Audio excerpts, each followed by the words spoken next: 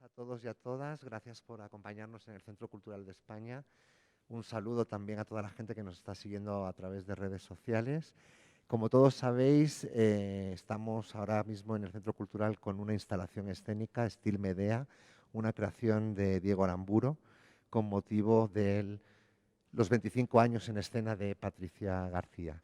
Hoy tenemos la suerte de contar con Diego Aramburo aquí, el creador de la instalación, quien nos va a hablar de esos otros formatos con los que afrontar las artes escénicas, ¿no? La charla de hoy se llama De la caja negra a la caja blanca y nos va a hacer una clase magistral sobre cómo desde otras manifestaciones nos podemos aproximar también a las artes escénicas, sobre todo en un momento en el que estamos viviendo ahora, en el que casi es necesario que lo afrontemos desde ese punto de vista. Sin más, te doy las gracias, Diego, por acompañarnos hoy también y te paso el micrófono. Muchas gracias. Mil gracias, Juan. Buenas tardes a todas, a todos aquí y allá. Allá donde no se sabe si es que están, ¿no? Eh, bueno, es una... Justo ayer conversábamos con Katy, una de las personas que está acá, Katy Bustillos Vila, sobre este ejercicio de lo escénico en un momento en el que lo escénico no es presencial, se tiene que repensar, eh, se tiene que reabordar, reconceptualizar, pero no es imposible, ¿no? No es imposible y ese es el principio de esta charla, que es de la caja negra a la blanca, pero también podría ser de la blanca a la negra. De hecho, lo que sucede al venir acá a la instalación es entrar a lo que sería la sala habitual del museo, la caja blanca, y de pronto entramos en un espacio que es muy teatral, muy caja negra, ¿no?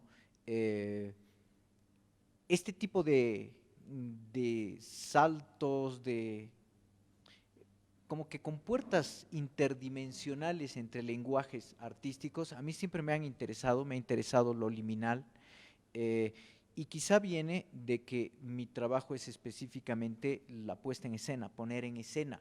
Si bien yo escribo mucho, he actuado de cuando en cuando, mi trabajo se centra, se ha centrado y se sigue centrando en el ejercicio de cómo va a existir esto, en qué espacialidad va a existir, en qué universo va a existir, dónde va a habitar y cómo se va a ofrecer ese universo a quien lo observe. Yo hago mucho esos ejercicios entre eh, cosmogónicos, pero arquitecturales al mismo tiempo a la hora de poner en escena. Y, y el momento que empiezan a aparecer las restricciones con la pandemia, eh, ok, no se puede ir al escenario, pero se sigue pudiendo poner en escena, se sigue pudiendo hacer el ejercicio de cuál es el universo, eh, cuál es el espacio y cómo va a llegar ese universo y ese espacio. Luego, para lo teatral específicamente o las artes escénicas en general, aparece una siguiente pregunta que es la del cuerpo, cómo va a entrar en contacto ese cuerpo con el otro cuerpo, el cuerpo que recibe, el cuerpo que mira, el cuerpo que participa desde esa otra forma del público. Eh, y ahí tienes una pantalla que está mediándote, ¿no? Eh, por, por las circunstancias, por la pandemia, las restricciones y todo esto. Pero esa pregunta ya venía poniéndose, las artes escénicas ya venían trabajando la proyección, ya venían trabajando distintas formas de presencia, la combinación de presencias físicas con presencias no holográficas, pero en algún caso incluso holográficas, sí, presencias preregistradas, grabadas o transmitidas desde otro lugar eh, a través de, en aquel entonces, Skype, no tanto Zoom. Ya venía habiendo toda esta serie de ejercicios. Entonces no es que haya sido un perderlo todo y tener que salir de la nada. Las preguntas estaban puestas y eso es lo más interesante, ¿no? Eh, a la hora de hacer cualquier proyecto, para mí el punto de partida son las preguntas. Y si las preguntas te ponen en un lugar más en jaque todavía, si es que te jalan la alfombra más fuertemente y parecen quitarte los apoyos que tenías, el suelo que tenías, creo que te puede hacer mejor si es que sabes situarte en el ejercicio de la creación, y además el ejercicio de la creación armado de conceptos, no de formas, no de espacios, no de respuestas, no de hábitos o cierres, sino realmente la pregunta de cuál va a ser el espacio, cuál va a ser el espacio teatral ahora, cuál va a ser el espacio de esta obra ahora, y qué es lo que me va a mantener la esencia de esta cosa a la que le llamamos teatro, que para mí es cada vez más extraña, ¿no? No me interesa defender a rajatabla, hago teatro, ¿no? Nunca ha sido un afán mío decir hago teatro. Yo sé que hago artes escénicas, pero no sé qué forma de artes escénicas hago, y eso me da la libertad. Bueno, el nombre de mi compañía, Kicking Teatro, tiene mucho que ver con eso, lo he repetido varias veces, quiere decir parecido a, pero al mismo tiempo el propio. Entonces, parecido a teatro, algo como teatro, el propio teatro, el teatro mismo. A mí me deja jugar, me deja la tranquilidad de estar haciendo algo relativo al teatro, y esa relatividad se mantiene sujeta por el concepto. Entonces, ok, lo mismo ha pasado en esta coyuntura. ¿Qué me hace reconocer?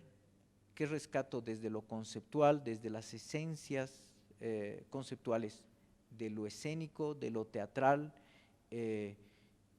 La palabra convivio se la ha usado mucho, hay gente que no quiere saber de esa palabra, a pesar de que trabaja en las artes escénicas.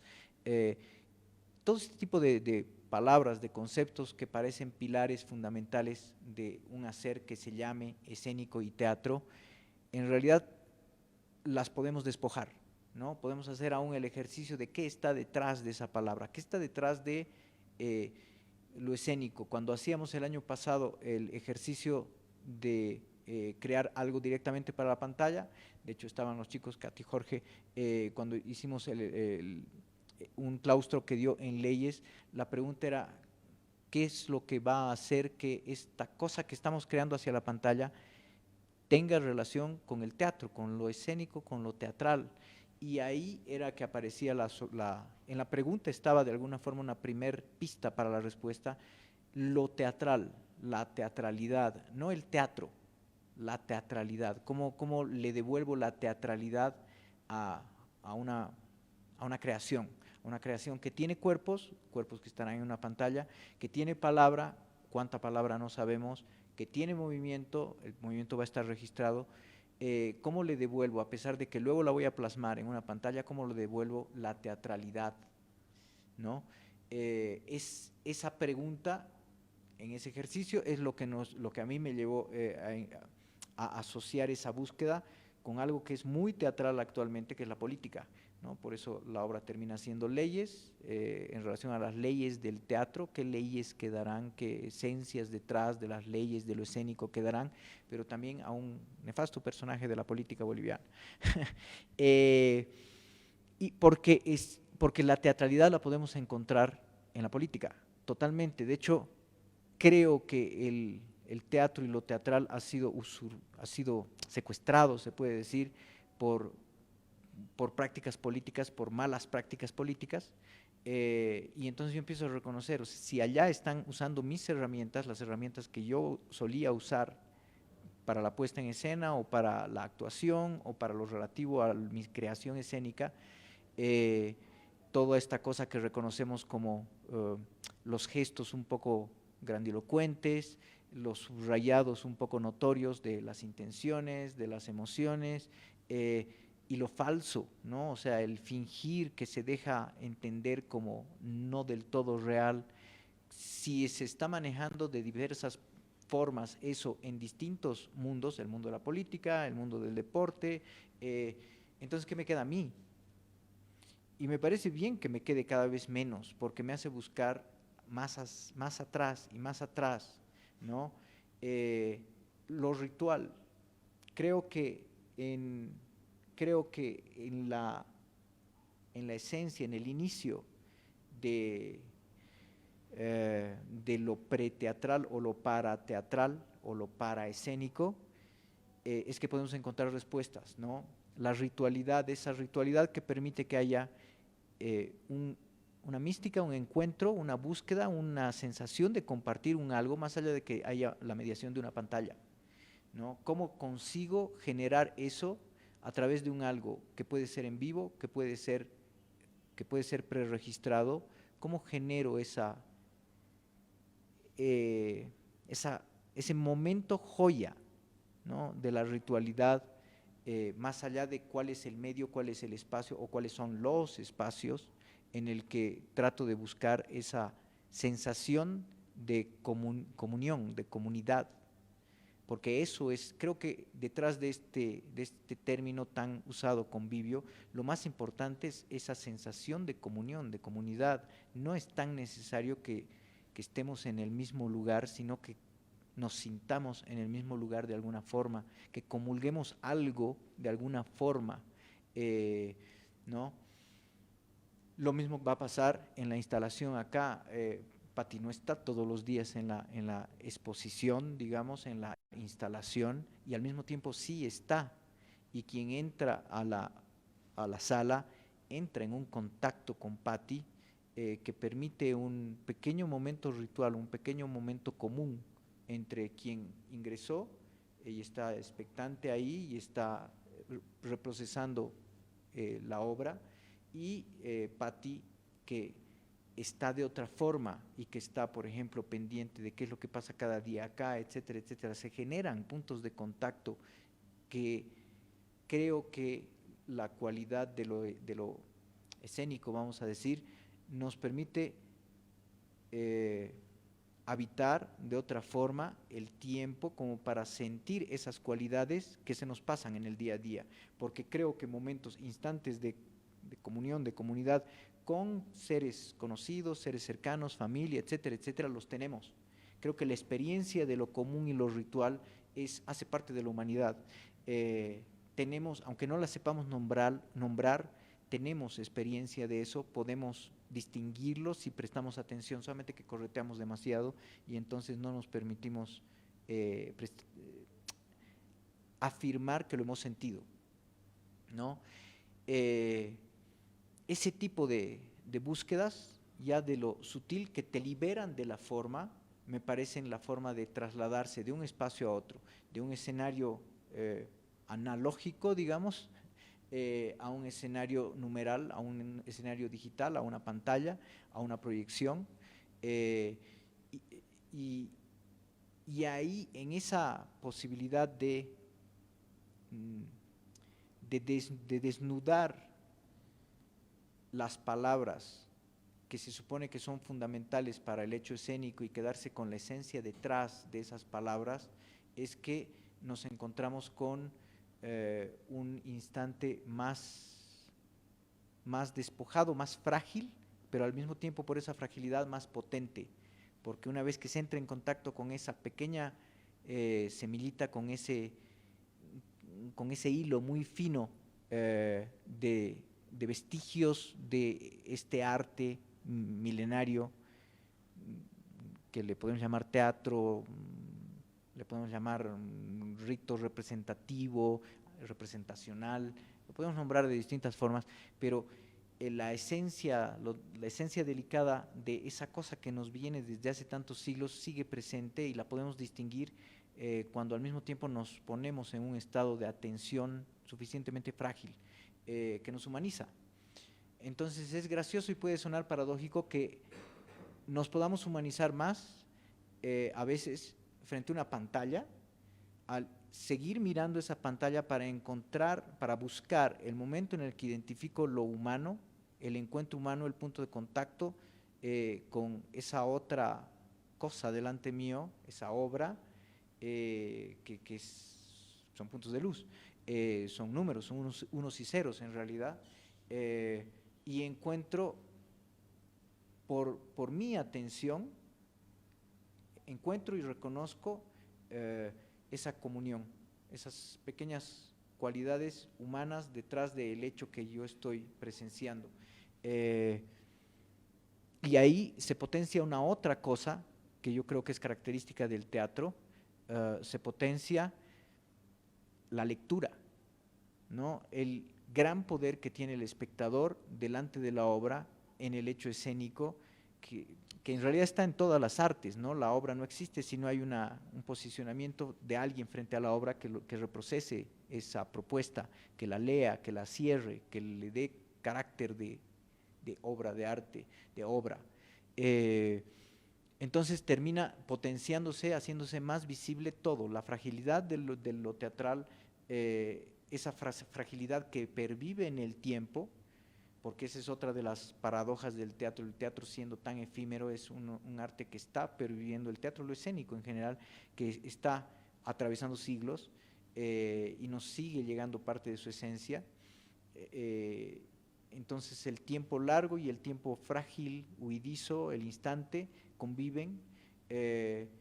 La presencia, ahora vemos cómo la presencia se afirma por ausencia. Ahora vemos cómo lo teatral que hemos perdido, o lo que reconocíamos como teatro, que de repente está en otros lugares, permite que haya una teatralidad más despojada en el escenario, frente a las cámaras, en las pantallas.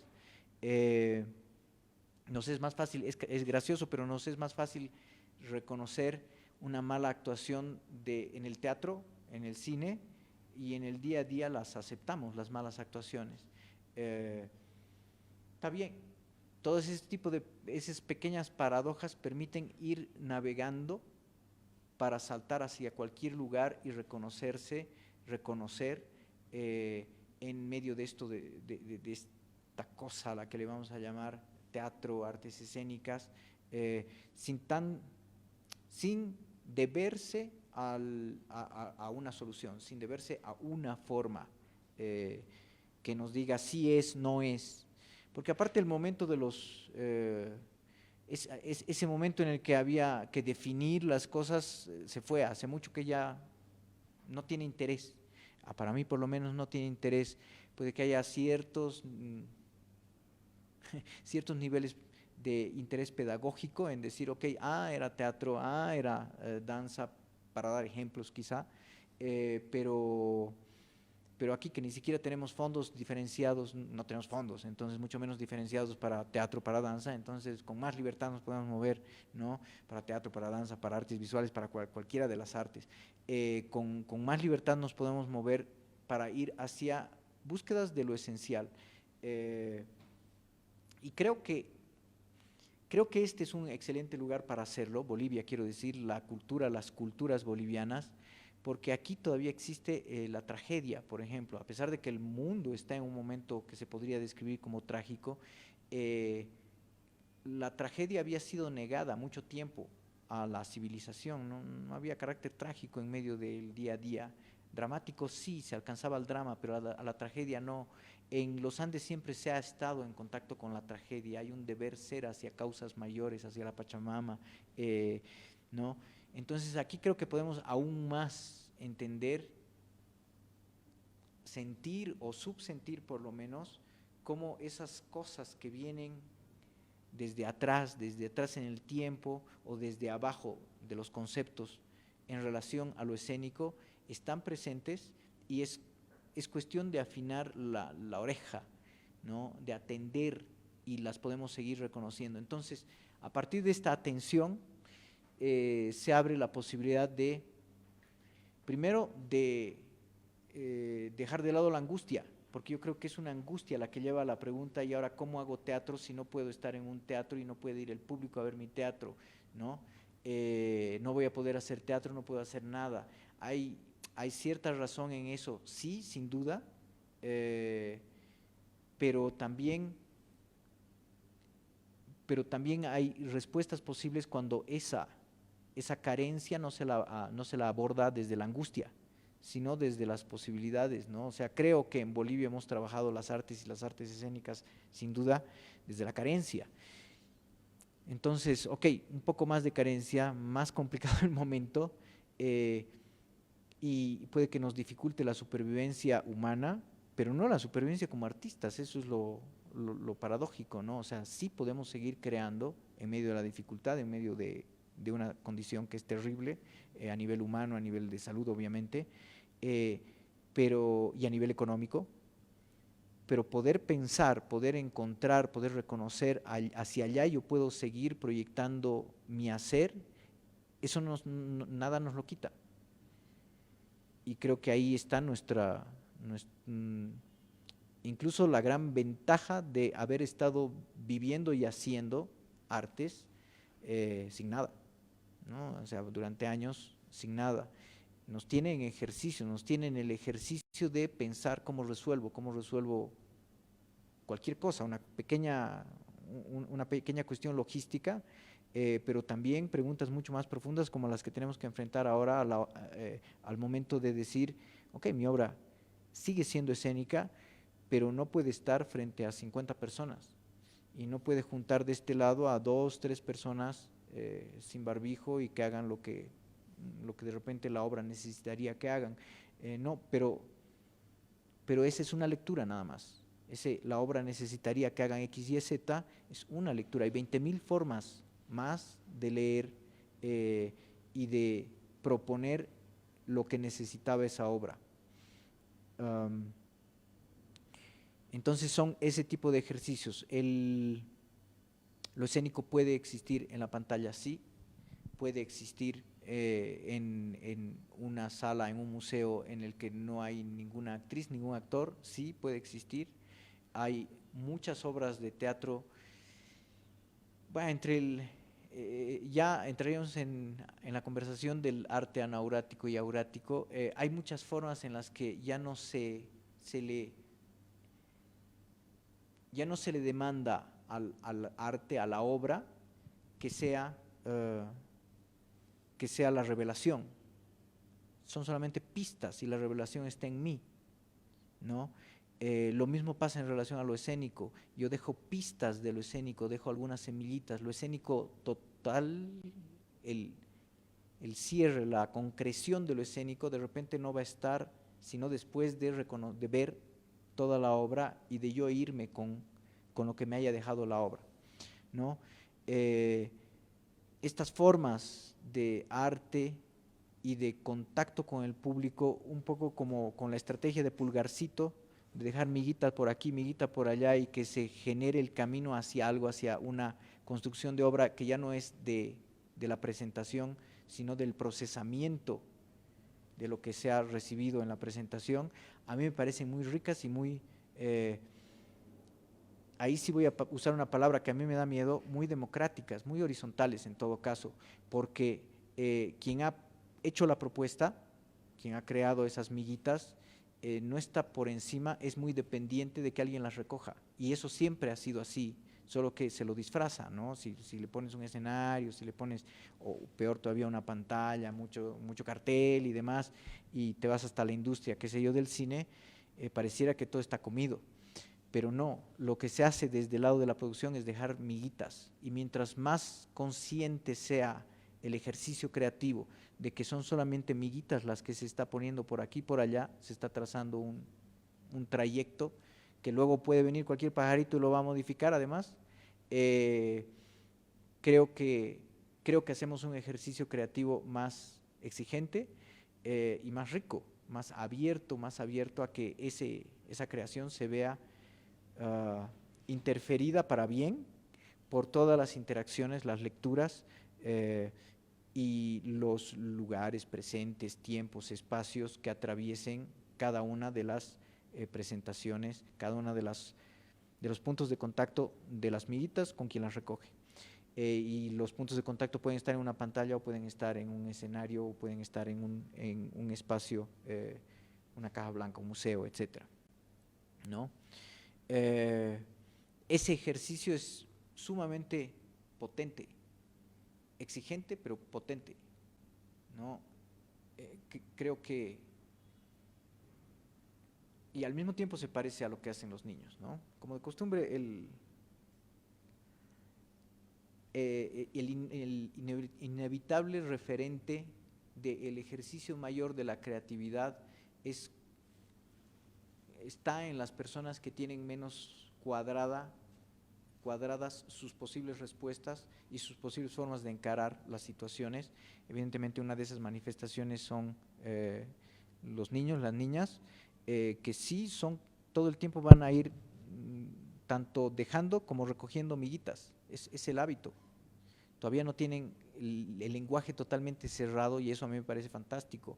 Ver, ponerse en la posición de no tengo el lenguaje cerrado, no tengo el lenguaje escénico cerrado, no tengo mi lenguaje cerrado, mi forma de expresarme no está cerrada del todo, me permite descubrir cada día algo y me permite nombrar nuevas cosas cada día y eso es abrir mundos completos, ¿no? O sea, el momento que te permites, la ignorancia que luego te permite nombrar por primera vez algo, se abre la cabeza, se abre el mundo. Eso para mí es esencial a la hora de enfrentar la creación en general y en un momento como el que vivimos aún más, ¿no? Es muy conceptual esto de el nombrar, pero hay 20.000 ejemplos concretos, ¿no? La famosa técnica táctica de las narrativas, que reconocemos por el uso de esa herramienta desde la política, nos deja entender muy concreta y claramente cómo la palabra, el nombrar algo puede cambiar historias, ¿no? Y desde las artes donde manejamos los lenguajes, debiera ser más fuerte todavía, debiera ser más consciente esta gran potencia que está en el nombrar.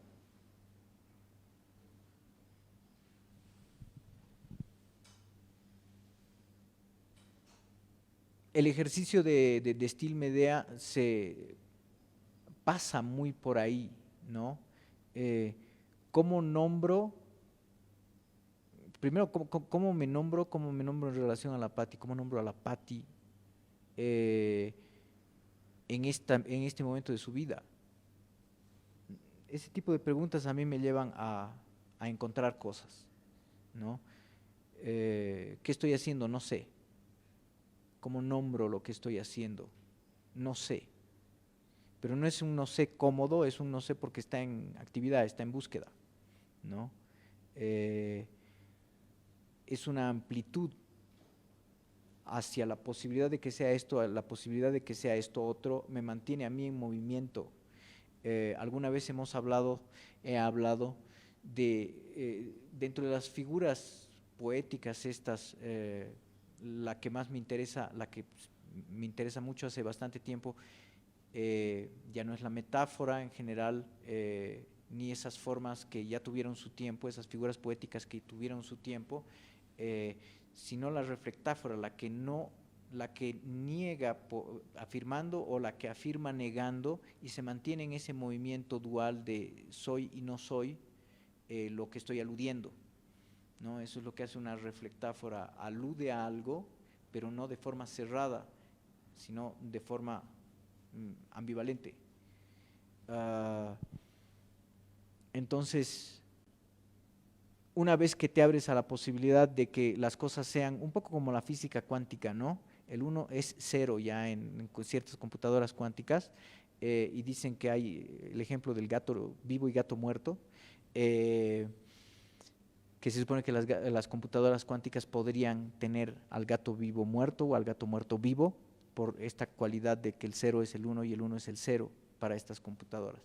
Ya está la matemática, el pensamiento y la tecnología está yendo hacia allá a que una computadora consiga entrar en esta especie de contradicción del 0 es el 1, el 0 puede ser el 1 puede ser el 0, ¿no?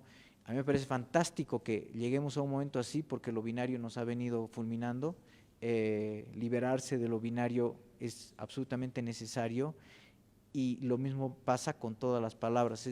Entonces digo, ok, lo escénico puede ser todo lo que, incluso es, una vez que te abres a eso, puedes reconocer lo escénico por ausencia. Y se empiezan a abrir los mundos, ¿no? Puedes reconocer al cuerpo por ausencia, ahora estamos viviendo todo este momento, en todo este momento estamos viviendo, estamos dándole lugar a la vida por ausencia, estamos valorando un poco más la vida por la presencia de la muerte, ¿no? Las ausencias nos ayudan a afirmar más lo ausente. El teatro siempre ha trabajado desde la ausencia y desde la palabra. Entonces, ¿por qué sería extraño para las artes escénicas exigirle más a ese ejercicio de ausencia que se ausente el cuerpo, que se ausente la tabla y que siga siendo teatro por ausencia? Se puede, ¿no? Esos desafíos a mí me parecen súper interesantes, súper productivos, súper estimulantes, porque abren a preguntas, abren a ejercicios creativos que pueden dar en resultados sorprendentes. Ojalá sorprendentes primero para mí, si es que yo estoy creando, o para quien esté creando, y quizá para alguien más, pero a mí me preocupa sorprenderme a mí, que mi creación no esté cómoda, ¿no? Cuesta, seguro que cuesta decir, ok, yo vengo trabajando con cuerpos presentes 30 y tantos años, ya, no va a haber cuerpos presentes, los voy a enunciar por ausencia, ok. Cuesta, ¿no? Cuesta reacomodarse para hacer eso, pero es un ejercicio absolutamente productivo y estimulante una vez que se supere el estado de shock, ¿no? El estado de no voy a lograrlo, no voy a lograrlo, la angustia de ¿y qué hago sin mis cuerpos, sin mis tablas? Algo vas a hacer, ¿no? Y una vez más, puede que estén los cuerpos afirmados por ausencia, enunciados sin estar presentes, etcétera, etcétera. Nada está cerrado, nada está dicho, nada está dicho de forma definitiva, eso. Y ese es el punto de partida. Yo creo que ese es el punto de partida que debiéramos, en un momento así, es medio suicida no asumirlo, ¿no? por mera estrategia de supervivencia, la inteligencia demanda que tengamos juego de cintura. Al punto de que el 0 sea 1, sí, hasta ese punto. ¿Por qué no? ¿No? Más interesante todavía, me parece. Ya que estamos en aguas turbulentas, pues que sean más turbulentas de una vez. ¿No? Y ese creo que es otro potencial. Pareciera que hay condiciones que me restringen, y sí, la vida me restringe, vivo, no soy una persona ajena al cotidiano, a las necesidades materiales, económicas, pero en mi hacer artístico sí puedo poner mis reglas, porque pocas veces he trabajado, y sobre todo afuera, es que he trabajado para alguien, ¿no? Generalmente las creaciones, yo aquí, sobre todo en Bolivia, como no hay fuentes de financiamiento para la creación y demás, yo he trabajado bajo mis reglas, y creo que todas. Entonces hay que sacarle más provecho a esa libertad. Da miedo la libertad, sin duda. O sea, ¿qué hago? ¿Qué hago si no tengo nada? Todo.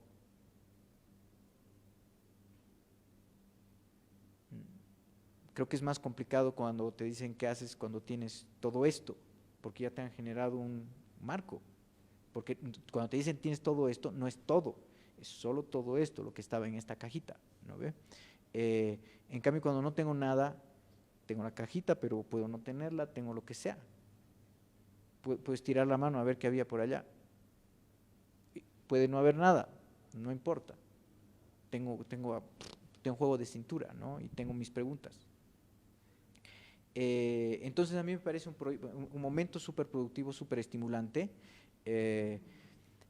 Seguro que hay instantes en los que cuesta mucho porque hay cosas pasando alrededor, hay personas pasándolas mal, hay que dedicarse a eso sin duda, pero los momentos en los que la cabeza no está con eso, hay la posibilidad de imaginar todo.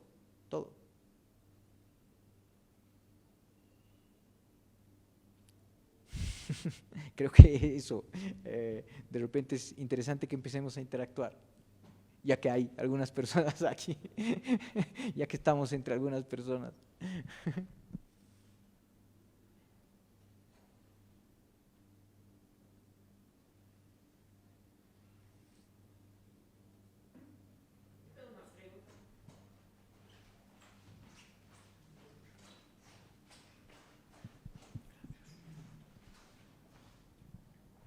Hola Diego, tengo una pregunta. O sea, por- o sea, más sobre tu proceso de Steel Medea, que tiene que ver con esto que nos estás hablando. ¿Por qué, digamos, la decisión de poner esta reescritura de Medea autoficcional de la Patti también dentro de una instalación visual, ¿no? Que se vuelve instalación escénica? O sea, ¿has visto alguna conexión con eso? O sea, ¿por qué la decisión de ponerlo en este lugar y no en un escenario, digamos, con las proyecciones? A eso me refiero. O sea, ¿por qué ir a la caja blanca aunque la has vuelto negra? ¿Por qué? O sea, ¿por qué ir de la caja negra del teatro a esta caja blanca?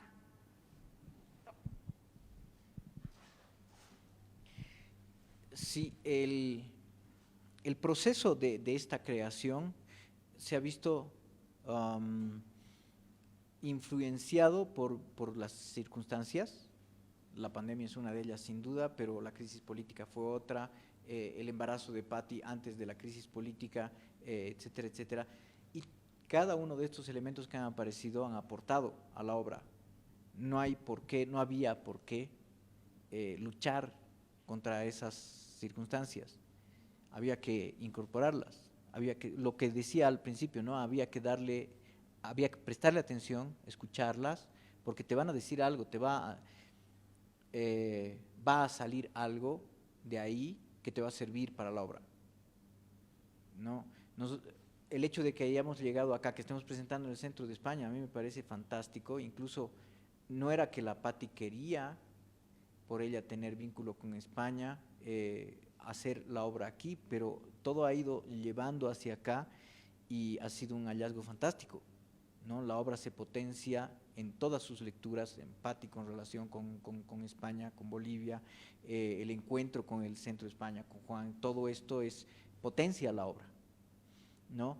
La pandemia ha potenciado la obra porque el texto estaba escrito antes bueno, es una Medea que se ve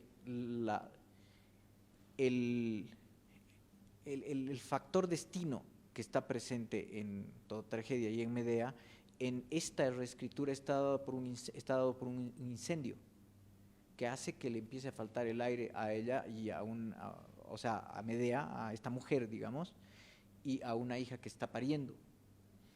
Y ahora estamos en una condición en la que decir me falta oxígeno tiene 20.000 ecos, ¿no? Entonces, todo ha ido llevando una cosa a la otra. Seguro que hay algunas cosas que hemos dicho que esto aparece, pero esto no, vamos a dejarlo de lado nada más. Pero una gran porción de lo que ha ido apareciendo iba acrecentando a la obra y entonces había que abrazarlo. Lo, la decisión de proyección, casi que lo holográfico, a mí me interesa porque es una corporalidad que no está más ahí. La Patti la Patti como persona ya no es la Patti que se relata en el fragmento biográfico allá, ese es el fantasma de la Patti. Es lo que la Patti fue. Y la Patti puede venir y estar al lado y reconocer la historia y contarte la misma historia en algún caso, porque está ficcionalizada y demás, pero igual no es la misma por una cuestión de tiempo, por una cuestión de experiencias de vida y demás. Lo que ese texto que estás jalando del pasado hacia acá son fantasmas, ¿no? Son espectros, en realidad son espectralidades, sería la palabra justa. Entonces a mí me ha empezado a interesar mucho lo espectral. El teatro es un arte espectral, estás jalando espectros todo el tiempo. Entonces, ¿por qué no cederle cada vez más el espacio a la espectralidad? Y aquí había la maravillosa oportunidad de que todos sean espectros, ¿no?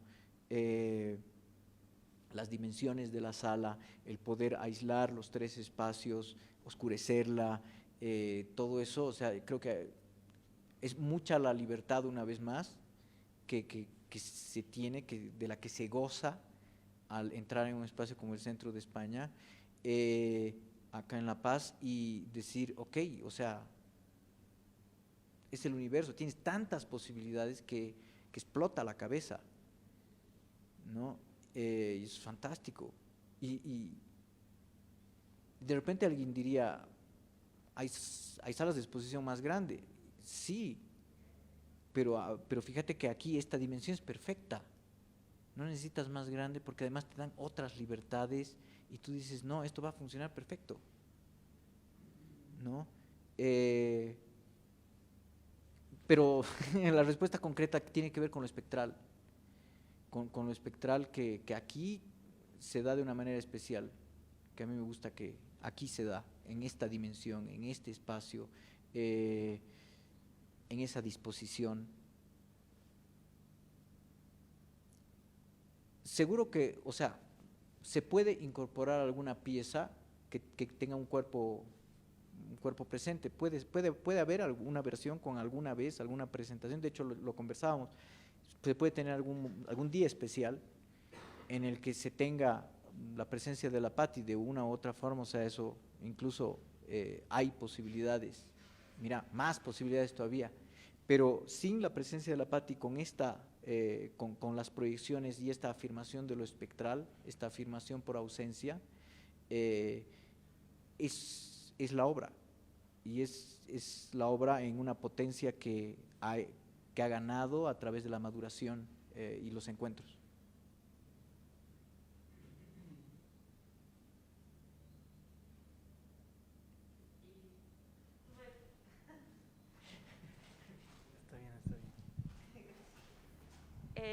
Y Diego, me interesa mucho esto que hablas de lo espectral respecto a lo virtual, porque, o sea, las presencialidades que podemos generar a partir de las pantallas forman espectros de nosotros, como dices, ¿no? O sea, es re interesante cómo poder sentir la presencia de la Patti en la exposición de allá, en la instalación, y al mismo tiempo, digamos, que el cuerpo no esté ahí, ¿no? El cuerpo físico de la Patti o material. Por ejemplo, a mí me llama mucho esto la atención que decías de la comunidad, ¿no? Como un poco contracara al convivio que tanto se habla dentro del teatro, digamos, como algo esencial, digamos, del teatro, el convivio. En vez de eso, la comunidad. Entonces yo pensaba que tal vez la espectralidad que genera esta virtualidad o este juego con lo virtual, no sé, o pensaba eso, que puede generar este convivio, ¿no? Porque en realidad nosotros nos vivimos constantemente ya en lo digital, ¿no? O sea, a partir de mensajes de WhatsApp o cosas así, ya sentimos cierta presencia de otras personas más allá de lo teatral, ¿no? Entonces, me preguntaba esto, no sé, o sea, ¿ha habido esta relación entre lo espectral y lo virtual? ¿Tú qué crees?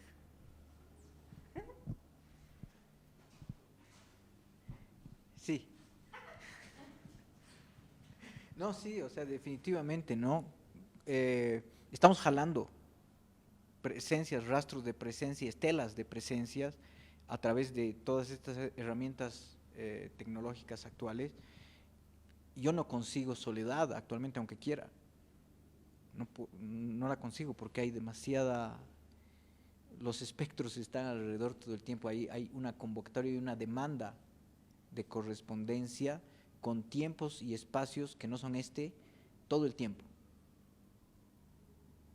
¿no? Entonces esa dislocación de tiempos y espacios que genera lo espectral es lo que vivimos actualmente, que es un ejercicio, una vez más, es un ejercicio habitual del hacer escénico. Desde la actuación, digo, siempre se está jalando esos tiempos hacia ¿no? O sea, textos que vienen de otro tiempo, espacialidades que no están acá, referencias que no están acá, yo las estoy jalando hacia aquí, hacia un presente que se empieza a cargar de esos espectros, ¿no? De esas cosas que no están aquí. Ahora creo que toda la sociedad, todas las personas empezamos a sentir un poco lo que se siente a la hora de representar, ¿no? O de relacionarse con lo que está alrededor de una representación, alrededor y adentro de una representación. Sí, lo espectral, pero también lo representacional.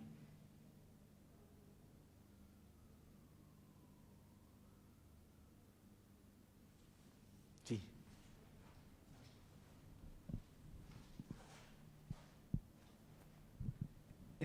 Diego, una consulta. En tu proceso creativo, no me quedó como claro este concepto de lo anaurático y de lo otro que hablabas. ¿Lo aplicas cuando estás creando o esto de lo anaurático y lo aurático es parte de tu proceso creativo?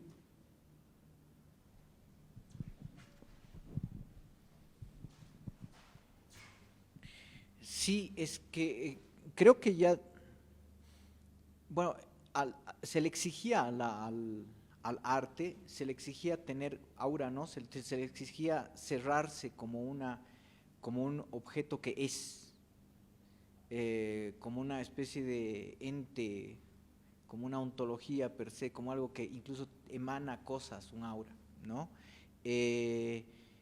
Y cada vez más, por suerte digo yo, incluido en el teatro. En el cine todavía no ha conseguido pasar esto, por lo menos en el cine de industria claramente no, pero en las otras artes y en el teatro también, cada vez la obra se va resquebrajando más a sí misma y va mostrándose como algo que no está cerrado, que no es independiente de quien la mire, ¿no? Y ahí pierde ese aura para convertirse en una instancia de diálogo abierta, no una cosa cerrada, no una joya, no algo cerrado en su preciosidad, sino algo cuya preciosidad está abierta, está ahí para ser tocada y para ser modificada, ¿no? Para entrar en relación con miradas, interferencias, accidentes, y ahí en esa forma de crear me parece que aparece lo que yo sí puedo reconocer como horizontalización. Me gusta más hablar en ese sentido que usar la palabra democracia, democratización de las artes y las culturas, porque ese término ha sido muy mal usado, ¿no? Democratizar la cultura para algunas personas terminó siendo que a compañías profesionales se presenten en el mismo espacio que se hacen graduaciones de colegios, que está muy bien que existan las graduaciones de instituciones educativas y demás, y que tengan espacio y que hagan sus presentaciones, pero hay que diferenciar algunas cositas porque si no el público se pierde, y en una sociedad como la boliviana donde no tenemos hábito de consumo artístico cultural sí, cultura popular la comemos todos los días a montones felizmente, de eso hay mucho y fantástico, pero ya la producción propositiva desde la creación intelectual, sean artes, ciencias y demás, no la consumimos, no tenemos ese hábito. Excepcionalmente sí, hay casos, obviamente, pero como sociedad general no tenemos ese hábito. Entonces, manejar una mala forma, mala comprensión de democratizar la cultura y empezar a que estas personas que por primera vez se animan a acercarse a un museo, a un escenario, a un teatro, a una biblioteca, que dé lo mismo que se encuentren con algo muy aficionado, que vale la pena y que hay que defender, que sigue existiendo lo aficionado, porque en Bolivia sobre todo nos hemos nutrido, vivimos y seguimos viviendo de los haceres aficionados dentro de las artes, digamos. Hay que defender su existencia, pero hay que darle información al público, ¿no? Entonces, democratizar la cultura no es mezclar espacios, sino que todo llegue a todos, lo más elaborado también que llegue a todos y que todas las poblaciones sean capaces de relacionarse y tener herramientas como para relacionarse con lo elaborado metalingüísticamente, con lo elaborado lingüísticamente, con lo elaborado estéticamente, etcétera, etcétera, ¿no? Pero, bueno, vuelvo, me interesan estas formas en las que las artes piden interacción, las artes se declaran no cerradas, no todopoderosas, sino a disposición de, ¿no? Con toda su elaboración, con toda su complejidad, pero sabiéndose a disposición de esas miradas, de las miradas además de distintos tipos, miradas muy elaboradas también y muy elaboradoras, o miradas muy casuales, alguna vez una mirada hasta desganada, pero igual tomó alguito y siguió camino, ¿no? Jorge.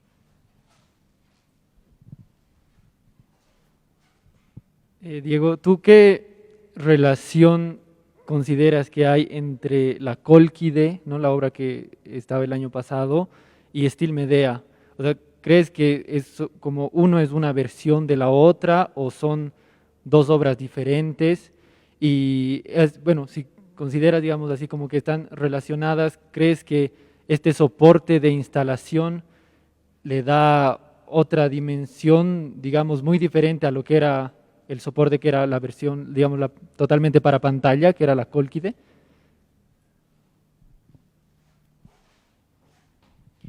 Es como que la Cólquide era una semillita, y de hecho está dentro de esto, dentro de Estil Medea.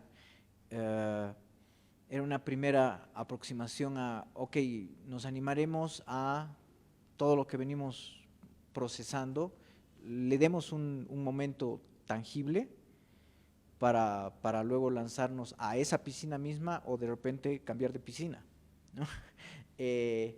Y la Cólquide ha sido una instancia, yo diría, más experimental, en el estricto y buen sentido de lo experimental. O sea, que experimentemos un momentito, permitámonos testearnos, ¿no? Que ha abierto la puerta a que sigamos nuestro proceso ya con esa experiencia extra y decir, sí, nos vamos hacia Estil Medea. Que era una apuesta, es una apuesta arriesgada por varios factores, por el aniversario de la Patti, por el peso de la Patti, ¿no? La Patti, toda la trayectoria que tiene, hace que se le demande incluso formas, a pesar de que en esa colaboración que tenemos, en la colaboración particular conmigo, de Patti, hemos ido rompiendo las formas, pero ahora era una ruptura mucho mayor, y para colmo en su aniversario había que darle un poco de suelo a al salto que ella se iba a permitir dar, ¿no? Al mismo tiempo ella se permite todo también, ¿no?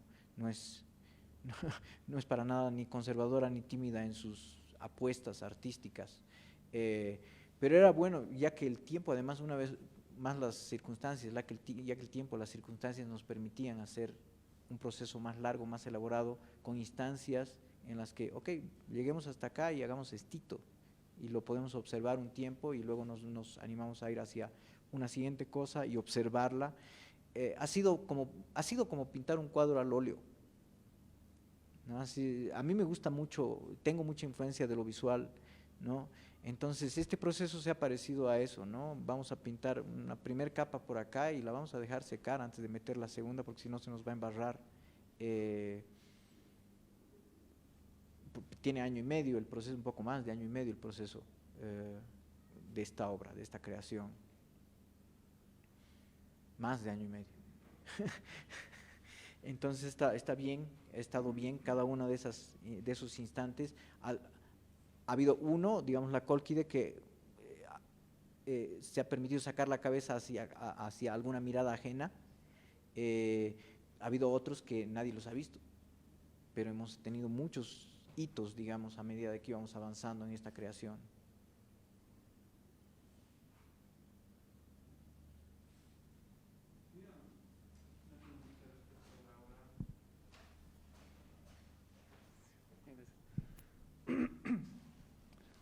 En la obra que está ahí, en Estil Medea, yo veo que es una mujer que está solitaria, ¿no ve?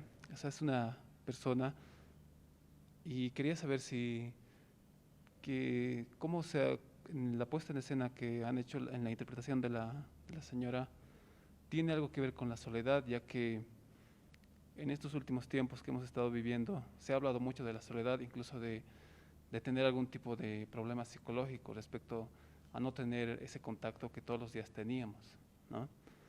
Entonces, incluso ya como está ahí sin la presencia del actor, entonces yo creo que también pasa a formar una especie de producto audiovisual, ¿no ve? Porque ya lo vemos y hay varias tomas ahí. Hay una que está, no sé, en la que se mueve y todo eso, pero mi pregunta iba más a eso. O sea, que se quería representar algo de esto y también en el tema de la... No, creo que sí, esa es mi pregunta, respecto a la soledad más que todo.